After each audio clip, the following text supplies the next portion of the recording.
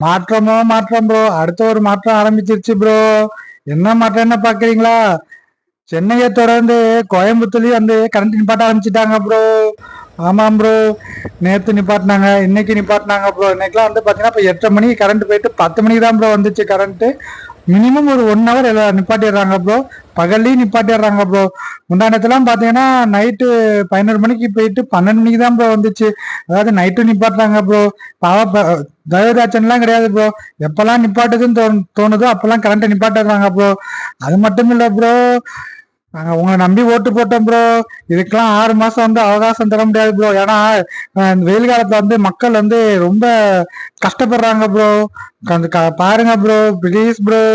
அது மட்டும் இல்ல ப்ரோ, நீங்க அடுத்த கட்ச குறை சொல்லிக்கிட்டே இருக்கீங்க. அந்த குறைய விட்டுட்டு என்ன நிவர்த்தி பண்ணலாம்னு அதை பாருங்க ப்ரோ. அதிகாரம் உங்கள்ட்ட இருக்கு ப்ரோ. நீங்க ஏதாச்சும் பார்த்து பண்ணீங்கன்னாதான் ப்ரோ நாங்களாம் வந்து வாழ முடியும். இப்படியே பண்ணிக்கிட்டு அடுத்த கட்சி மேல குறை சொல்லிக்கிட்டே இருந்தா எதுக்கு ப்ரோ நீங்க? அதான் ப்ரோ எங்களோட கேள்வி. ப்ளீஸ் ப்ரோ, ஏதாச்சும் பண்ணுங்க ப்ரோ. Bro please bro.